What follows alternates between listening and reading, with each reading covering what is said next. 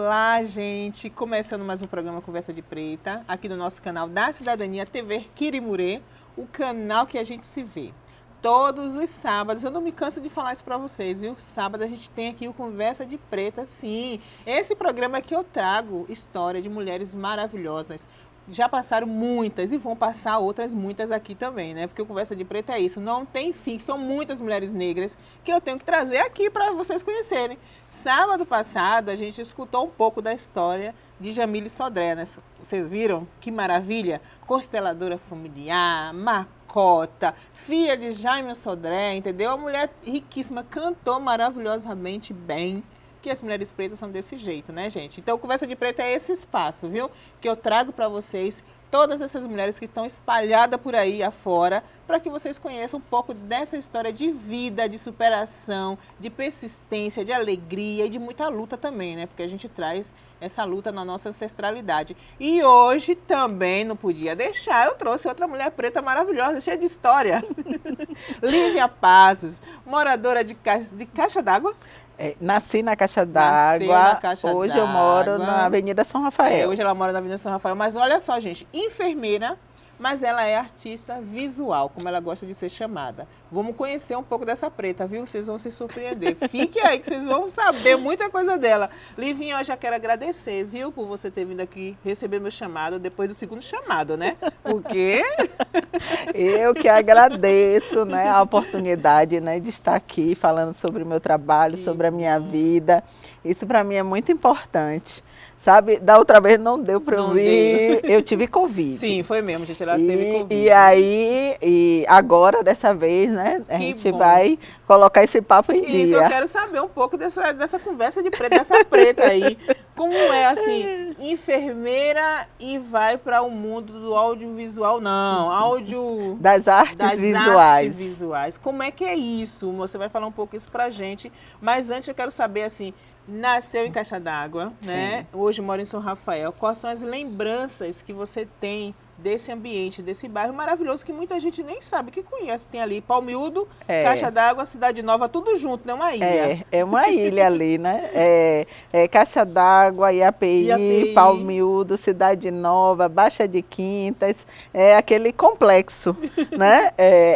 São os bairros da periferia. Eu nasci lá, estudei no Anísio Teixeira, né, que era a escola próxima, mas deixa eu contar essa história que é muito interessante. Conte, amiga. O meu primário eu fiz na Igreja Batista Filadélfia.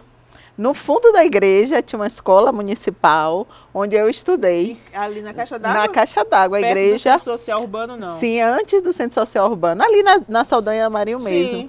E aí ali eu fiz o meu primário e depois eu fui estudar no Anísio Teixeira. Estudei até o 2º grau, eu fiz técnico em laboratório, né, em patologia clínica.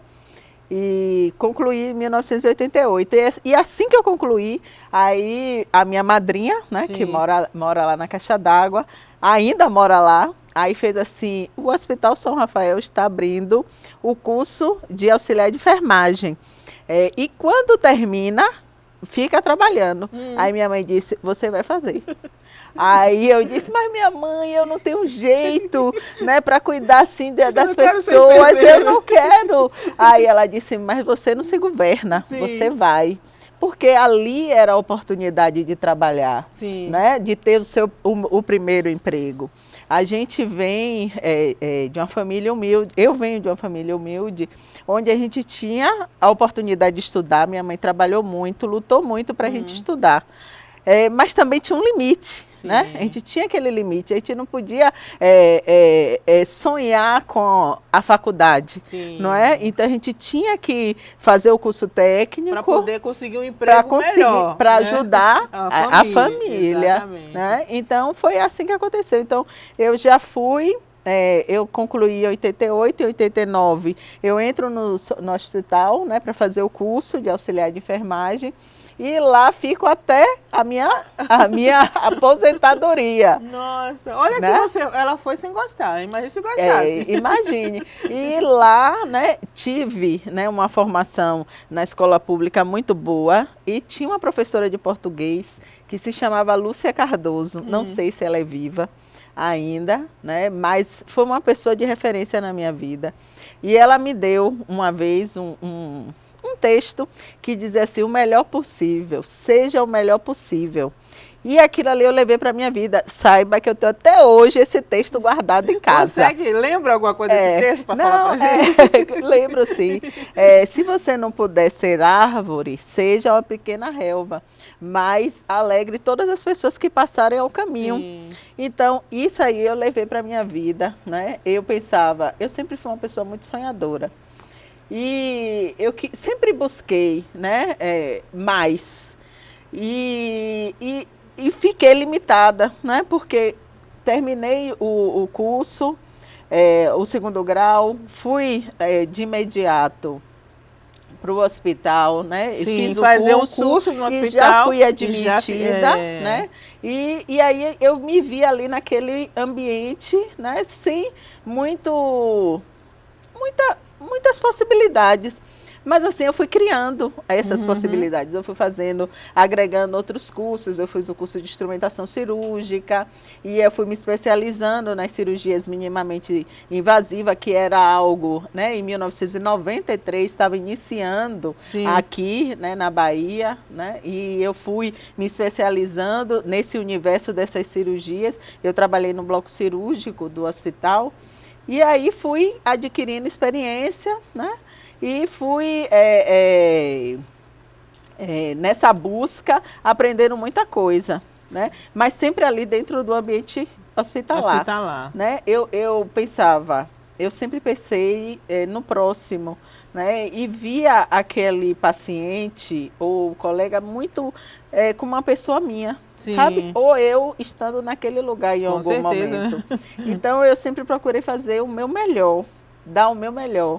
Mesmo sendo do nível operacional, né, estar ali naquele mundo, né, e no universo, no ambiente hospitalar, no bloco cirúrgico, você está muito mascarado. Sim. Né? Você está de máscara. Porque você tem que usar todos aqueles aparelhos para poder não pegar, né? Exatamente. E aí vai de máscara, luva, as pessoas não te veem. Então a gente fica muito anônimo. Anônimo né? É um cuidar muito anônimo. E é aquele momento que o paciente chega sob muito estresse, né? Por conta de um procedimento cirúrgico. E ele vai... chega ali, então ele precisa de um acolhimento, mas esse acolhimento fica muito anônimo, né? Porque a gente está todo paramentado, então ninguém nem vê, nem sabe. Mas o importante é a gente fazer o melhor. E aí você aprendeu então a gostar de ser uma técnica de enfermagem, porque você vai no momento assim que sua mãe vê de uma dificuldade, não, vá fazer, porque lá você vai ser empregada e vai ter um dinheirinho, lógico. Isso. Porque era dessa forma mesmo, a gente tinha que sobreviver. Exatamente. Então você passa a gostar. Que ficou até se aposentar, amiga. E aí eu fui me apaixonando, né? Eu já tinha feito patologia clínica. Sim, que já estava no caminho. Então eu fui me aprofundando e fui aprendendo a lidar com as pessoas. Eu era muito tímida, né? Muito tímida, muito envergonhada. E aí eu fui quebrando, vencendo essas barreiras, né, da vida. Trabalhando, eu me casei, né? Eu costumo dizer, poxa, eu entrei donzela, né? Porque eu comecei a trabalhar donzela, me casei, né? Tive 2 filhos. E hoje saí de lá avó, né? Já sendo avó. Que bom. E assim foi muito bom. E aí, o que é que você construiu? Não te interrompendo, mas o que é que você construiu nessa caminhada, assim, enquanto mulher preta, né? Está dentro de um ambiente também hospitalar, que também já tem, assim, seus lugares reservados, né? Quem é médico, quem é enfermeira-chefe, tudo já organizado a partir de olhar de um sistema que a gente sabe, né? Exatamente. Que não discrimina, que não acredita no nosso potencial. Como você sobrevive nesse ambiente e se mantém até se aposentar, mulher? Não foi fácil, né? Eu digo que não é fácil. Não é fácil você está em um ambiente, né, majoritariamente de brancos, né, onde o espaço de poder realmente são dos brancos, é o médico que é branco, é a médica que é branca, é a enfermeira que é branca, e nós nos vemos em quais os locais? Nós estamos na higienização, né, somos os técnicos e auxiliares de enfermagem, né, é o pessoal da manutenção, então a gente não tem essa representatividade, uma pessoa preta, sabe, de referência. E a gente fica, muitas vezes, oprimido, né, nesses espaços. E eu fui desviando, sabe? Me esquivando e, sabe, e me estruturando através do conhecimento. Eu procurei aprender a fazer vários cursos e ir me posicionando. Sim. Né? Ao longo no meu período, né, de trabalho, eu fiquei como referência em videolaparoscopia, né, nas cirurgias minimamente invasivas.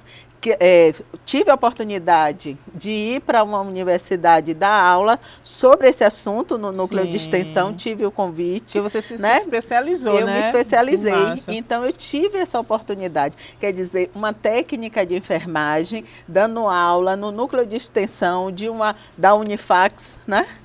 Então foi um diferencial, muito grande. Uma técnica que foi a Maria. Mulher preta, da periferia, né? Então, tudo isso que você carregava e você está lá nesse ambiente que você conquistou para estar lá, né? Eu conquistei. E, diante disso, dentro desse processo de trabalho, de conhecimento, de busca, eu viajo para São Paulo. Então, a gente vai segurar aí nessa viagem de São Paulo, que eu quero saber.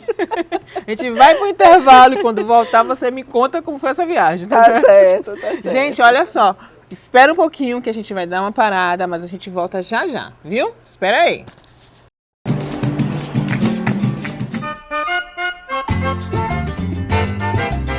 Então, gente, voltamos aqui do nosso intervalo com ela, né? Lívia Passos. Hoje a Conversa de Preta tá desse jeito, técnica de enfermagem, entendeu? Ela também trabalha na área das artes visuais, que eu não consigo falar, só quer dizer audiovisual, artes visuais, Dina Lopes. Vocês vão conhecer também esse outro lado dela, ela vai explicar pra gente como é que é isso. Mas antes, ela vai falar da viagem que ela fez para São Paulo. Exatamente. Quero saber que viagem foi essa. Porque foi nessa viagem, né, que me despertou. Sim. Essa necessidade de fazer algo, né? De fazer um pouco mais dentro da minha atividade. Do seu ambiente ali, né? Dentro do das meu suas ambiente. Funções. Exatamente. Aí eu viajo para São Paulo, eu vou para o ICARD, né? América Latina, que é um centro de formação em Barretos. Sim. Eu vou em busca da cirurgia robótica, porque eu trabalho com a videolaparoscopia, trabalhava, e aí eu queria o próximo passo, que seria a cirurgia robótica. Sim. Isso em 2016. E aí, quando eu chego em São Paulo, em Salvador não tinha, na Bahia não tinha cirurgia robótica ainda. E aí eu chego nesse lugar, nesse hospital, no hospital de Barretos, e vejo tudo funcionando muito bem. E as pessoas trabalhando em um ritmo, assim, sabe, tão aconchegante, você se sentindo assim bem acolhido ali naquele lugar. E aí eu volto para Salvador e disse, poxa, gente, a gente precisa melhorar, a gente precisa entregar de uma forma melhor nosso trabalho, eu preciso ajudar as pessoas a se profissionalizar, sabe, a fazer um pouquinho mais, sabe? Porque a gente fica muito, às vezes, ali no básico. A gente cumprindo aprende as tarefas diárias, né? E aí eu volto cheia de ideias. Foi quando eu montei esse curso, né, de videolaparoscopia, para ensinar a se posicionar dentro de uma sala cirúrgica, ensinar como manusear esses equipamentos. Esse curso direcionado para técnicos, né? Era para técnicos, enfermeiros, estudantes de enfermagem, estudantes de medicina, instrumentadores cirúrgicos, todo mundo que tivesse, né, a necessidade e a vontade de aprender como se posicionar em uma sala cirúrgica diante de uma cirurgia videolaparoscópica. Sim. E aí, quando eu chego, aqui ainda não tinha a cirurgia robótica, eu disse, poxa, tem que fazer um pouco mais. E foi no momento que o hospital estava migrando, né, do uso do tecido de algodão, que a gente embalava, eu usava nos kits de cirurgias também, era tudo de tecido de algodão, para um não tecido, né, que era uma embalagem diferenciada. Os hospitais, hoje, eles estão cada vez mais competitivos. Então, eles buscam, né, uma assistência com qualidade e com segurança. Sim. Então, eles estavam mudando do tecido de algodão para um não tecido, né, que se chama SMS, que é um tecido de barreira, para dar mais segurança, né, assistência à saúde. Mas nesse momento, né, de mudança, então começaram a ocorrer os testes, aí abre, não é isso não é isso bem que eu quero não, e aí lixo. Né, jogava no lixo, abria um pacote estéreo, aí o cirurgião dizia assim, isso não é esse que eu quero. E aí fazer lixo. O quê? Vai pro lixo. E aí eu comecei a ver que aquilo ali estava aumentando o lixo. A quantidade de lixo hospitalar, né? Isso. E aí, e ao longo do tempo, né, eu comecei a visualizar, a gente vai jogar muita coisa fora, a gente vai gerar muita coisa que a gente vai jogar fora, que nem foi, algumas vezes, em algumas situações, nem foram usados. Né? Ou como as embalagens que não chegam, não entram em contato com os pacientes, nem nada, então não tinha por que ele ir junto com o resíduo infectante. E aí eu disse, pronto, vamos fazer um trabalho sobre uma coleta seletiva. E aí eu comecei a pensar em estratégias para implantar uma coleta seletiva. Só segura aí na coleta seletiva. Nesse momento, você estava, né, como cargo de coordenação ou a mera técnica? Mera técnica de enfermagem. Eu era somente técnica. É só para chamar a atenção que a gente precisa se colocar, independente do nosso cargo. Não. A gente tem que se colocar. E você fazia isso, você se colocava, né? Exatamente. Então vamos lá. E aí eu disse, não, a gente pode fazer um trabalho. Aí eu ouvi muitos nãos, né? Eu ouvi muitos conflitos. O que é que uma mulher preta está falando sobre coleta seletiva? O que é que uma mulher preta, técnica de enfermagem, está chegando para um doutor, dizendo, olha, doutor, se eu tenho que dar 50 passos ou 3 passos para jogar ali. Jogar um ali, separar do outro. Separar do outro. Né? Isso não foi fácil fazer isso. Imagina.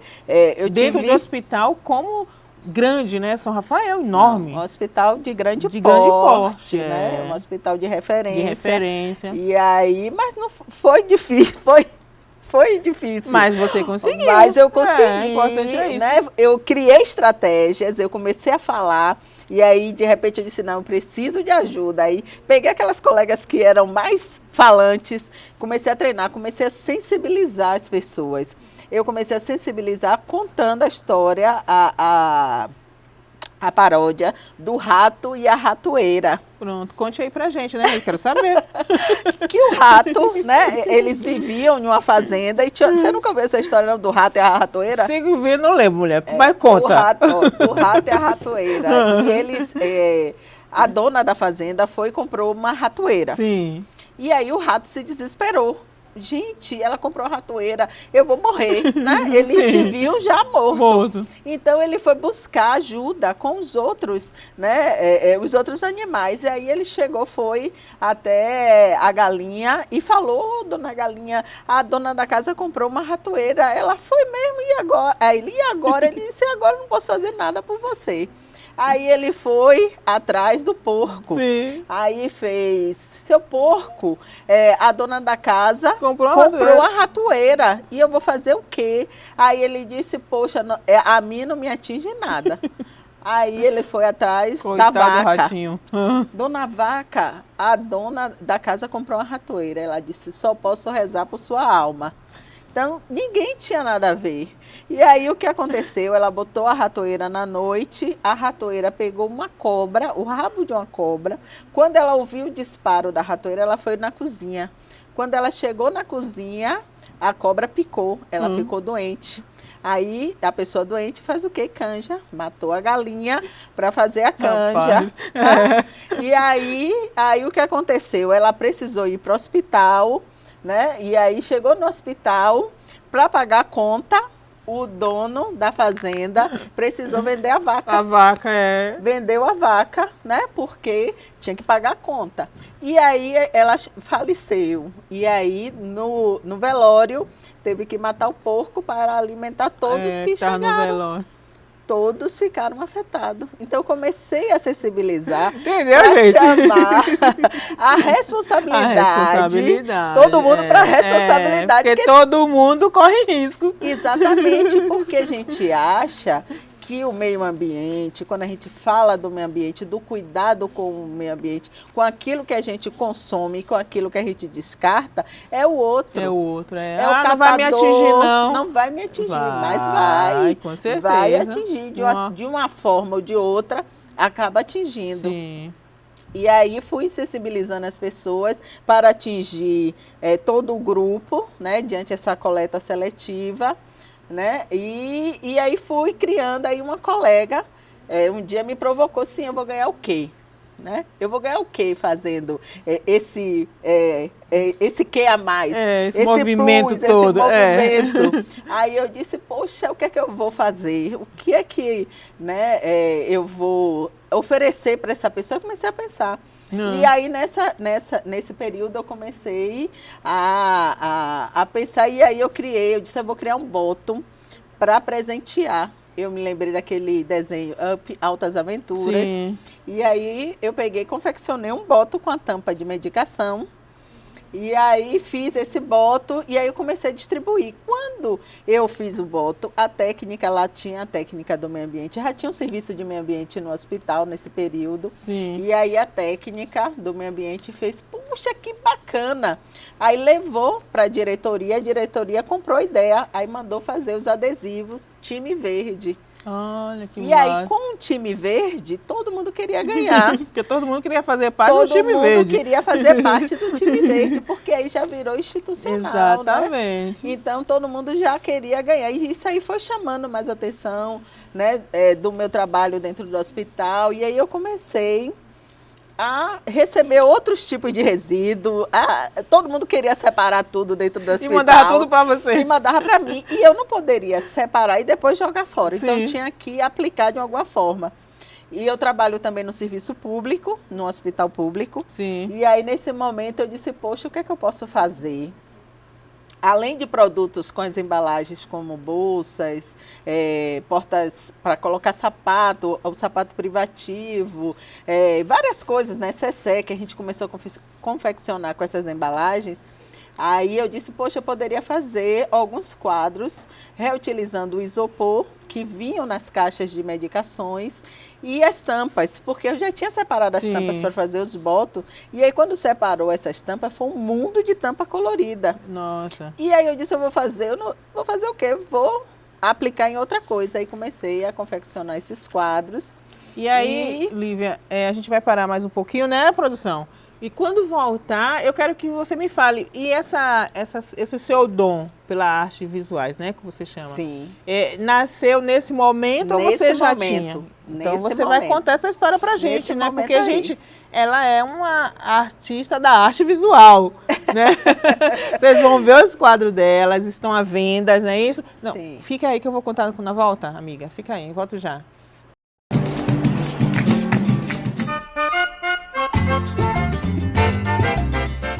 Pessoal, então, voltamos aqui no nosso intervalo. Olha já o meu presente.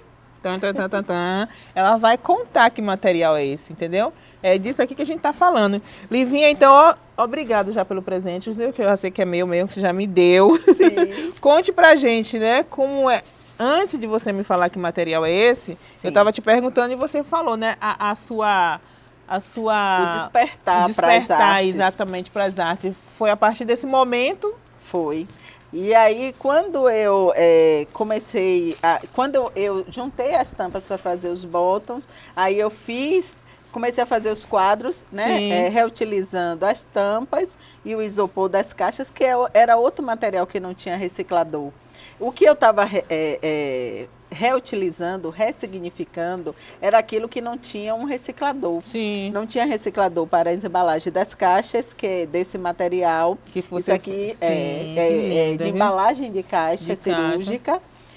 Não tinha para isopor, não tinha para esse...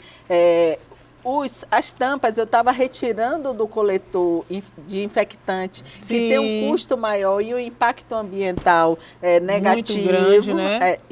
Então eu estava retirando esse material do coletor e aí eu comecei a fazer os quadros. E quando eu fiz uma composição, uma jornalista do Rio de Janeiro repostou um quadro e fez, olha a arte, né, de uma técnica de enfermagem. Olha que lindo ela fez, com isopor e com tampas de medicações. Sim. E aí, então, eu mostrei para um artista plástico aqui de Salvador, o Williams Martins. E aí ele disse, é muito bonito, Lívia, eu acho que você deveria tentar pintar. E aí eu disse, poxa, mas eu não sei desenhar, eu não sei nem desenhar, como é que eu vou pintar? Ele, não importa, tente.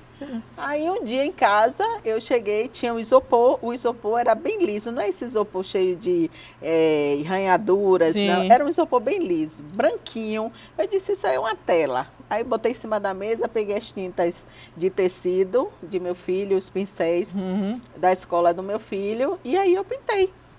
E aí quando eu pintei, esse quadro ficou lá em casa, eu não mostrei a princípio a ninguém, né? E aí um dia, a gente conversando, um médico, né, anestesista, doutor Alexandre, tinha viajado para Holanda, tinha feito um tour e tinha visitado vários museus, e estava mostrando as fotos aí dos artistas, né, dos grandes artistas, e aí ele disse, aí eu disse a ele assim, eu também pintei. Ousada, né? Eu também pintei. Ele disse, você pintou? Eu disse, pintei. Aí ele disse, deixa eu ver. Aí eu nem tinha foto, nem tinha tirado foto. Nada. Aí liguei para minha filha pedir, minha filha, tira uma foto aí, mande aí pelo WhatsApp para mim, que eu vou mostrar aqui a doutor Alexandre, minha pintura. Aí quando ele viu, ele fez, nossa, Lívia, que lindo. Parece um artista famoso. Você ainda tem essa pintura? Tenho, já está lá na moldura. Eu tenho um acervo pessoal. Sim. E aí, que essa você não vende. Não vendo. Essa é o seu primeiro trabalho. Minha primeira pintura. Mas pode mostrar aqui no Conversa de Preta, né? Então sim, pronto, a gente vai mostrar, né? Nessa cinegrafista, tá? No finalzinho do programa vocês vão ver, viu, gente? Essa primeira pintura dela. Minha primeira pintura. Aí eu fiz, ele fez, nossa, Lívia, tá lindo demais. E aí, a partir daí que as pessoas começaram, eu comecei a mostrar, e as pessoas admirar, e a dizer que estava muito bom. Aí eu disse, não, então tem alguma coisa aí, tem um artista dentro de mim que eu vou botar pra fora. Exatamente. Né? Eu sempre fui uma pessoa assim, sabe, eu sempre busquei, empreendedora, paralelo ao meu trabalho na enfermagem, eu fui sacoleira, eu vendi Micheline, eu fiz bijuteria, então eu sempre tive essa coisa de fazer multi coisas, né? Então se movimentar, né? Porque se movimentar a vida, né? Isso, é importante não ficar só em uma coisa só, né? Exatamente. Você tem vários talentos. Imagine se você não ouvisse o desafio de vá lá e pinte. Vá lá e pinte. Você, rapaz, eu não sei pintar. Todo mundo sabe pintar, só se coloca à disposição para pintar. Tente. Ele fez assim, tente. E você tentou. E aí, a partir dessa tentativa, né, eu fiz esse, e a partir daí eu não parei mais. E aí várias exposições, né? Várias coletivas. Conta pra gente, hoje ela é uma artista renomada, gente, tá certo? No período da pandemia, né, que a gente ficou mais isolado, então eu aproveitei para estudar, para aprender, me conectar com outras pessoas. Né? Isso é muito importante, né? A gente criar essa rede. E aí eu fui treinando, fazendo, continuando a pintar, e a pintar, e a pintar, reutilizar. E aí eu vi uma história falando sobre a árvore do esquecimento. Sim. E eu não conhecia um advogado de lá de São Paulo. Nas redes perguntou, você já ouviu falar sobre a árvore do esquecimento? Aí eu disse, não. Aí ele disse, como você, uma mulher negra não conhece a história? Aí ele me contou, e aí eu comecei a pesquisar. E é importante também a gente trazer aqui para nossas telespectadoras, né, também um pouco dessa história, né? Essa árvore dos crescimentos na África, quando o nosso povo foi escravizado, né, trazido à força aqui pelo mundo afora, tinha que dar voltas nessa árvore, né? Mulheres 9 e os homens 7 voltas, para que esquecessem das suas histórias. E aí, nessa pesquisa, poxa, eu sofri muito. Sofri muito. Até hoje a gente fica muito impactado, né? Com todo o processo de violência, na verdade. Né? Porque ali era uma coisa forçada, né? Você tinha que para apagar da sua memória a sua história de raiz, né? De raiz. De raiz. E aí eu disse, poxa, não é possível. Então aquilo me tocou profundamente, sabe, a história da árvore do esquecimento. Eu fui, sabe, mergulhando, assim, foi até um momento, sabe, de muita angústia para mim, né, fazer essa pintura. Não, mas todo mundo que tem esse primeiro contato, a gente passa por isso mesmo. Que parece que a memória começa a querer trazer, sabe? Exatamente. E aí você fica em angústia porque você não consegue. E aí você lembra, porque o meu antepassado deu aquela volta. E aí você quer lembrar e tá aqui. Mas a gente não...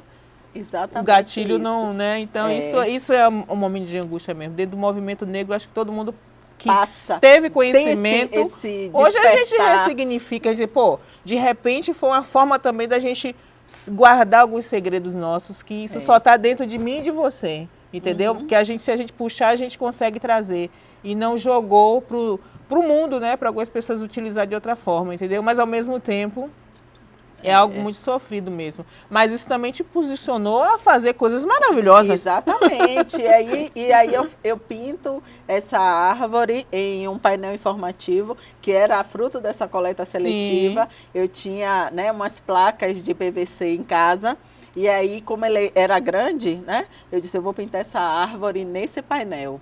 E aí eu faço essa pintura, e essa pintura estoura porque ela vem carregada de sentimento. Sim. É uma pessoa autodidata, uma mulher preta, sabe, que ali expressa todo o seu amor. Com certeza. Todo o seu sentimento ali naquela pintura. E ali foi o passo principal, porque quando eu pintei, uma artista daqui, aí fez assim, mande para um crítico de São Paulo, Oscar D'Ambrosio.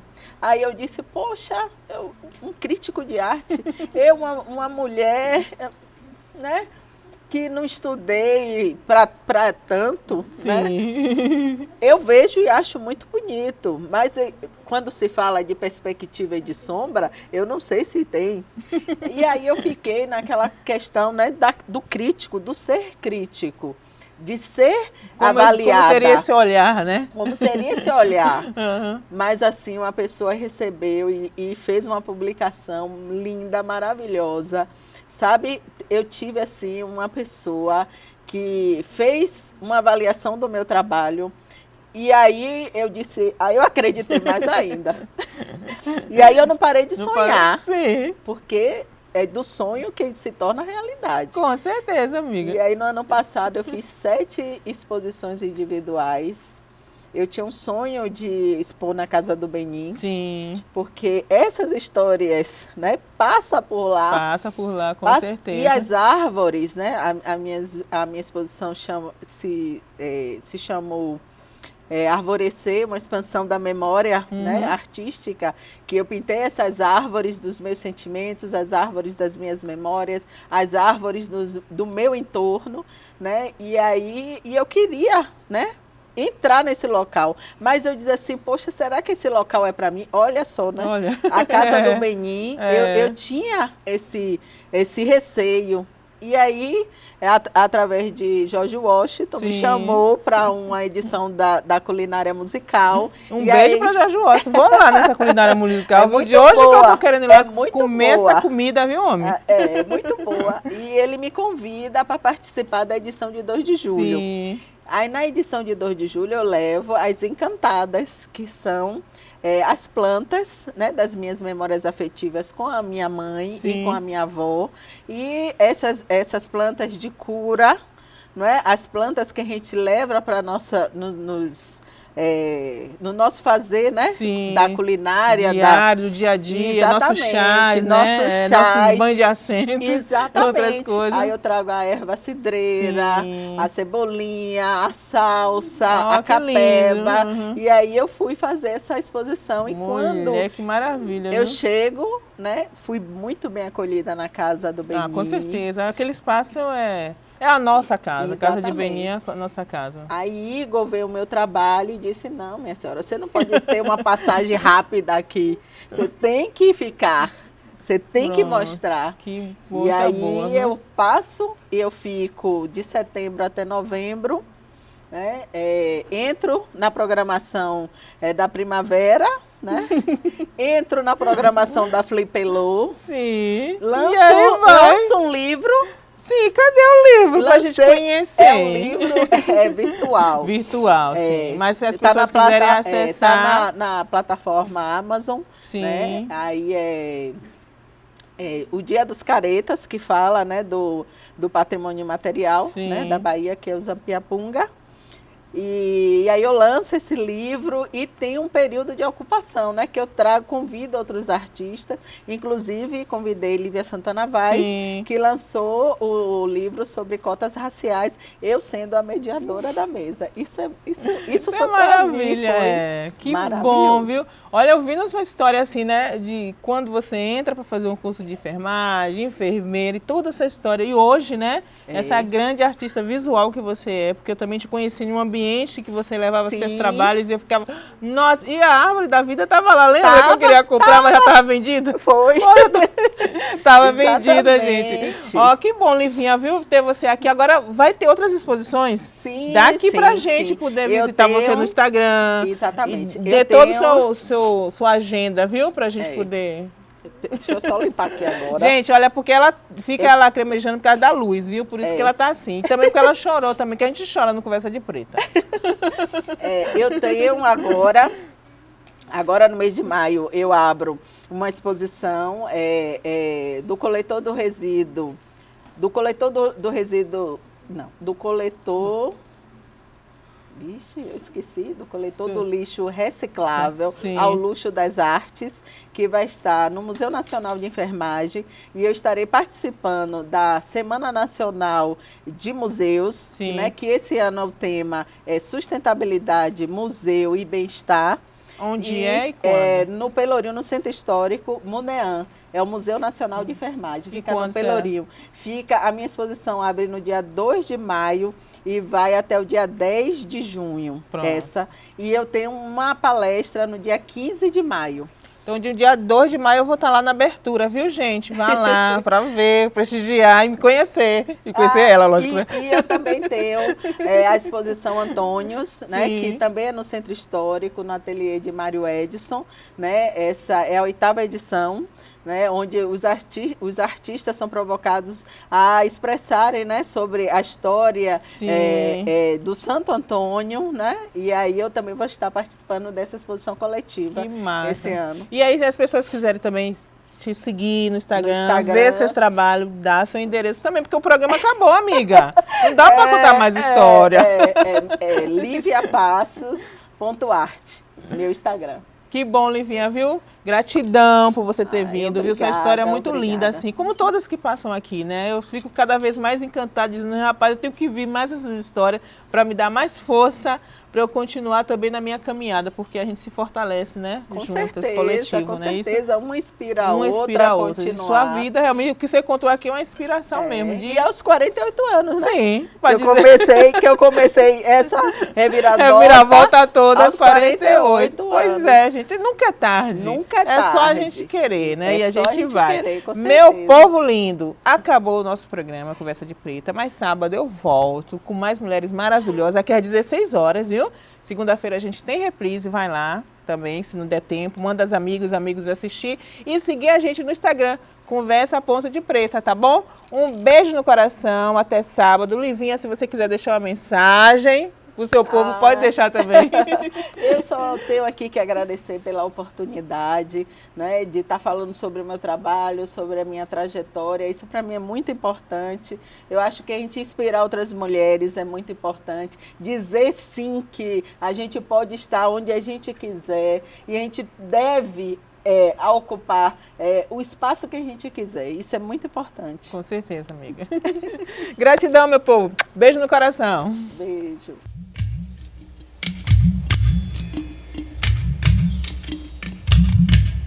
Ora, iê, Oxum, eu quero ter uma casa na floresta com pomar e uma mina com água cristalina pra poder te cultuar. Ora, iê, Oxum, eu quero ter uma casa na floresta com pomar e uma mina com água cristalina pra poder te cultuar.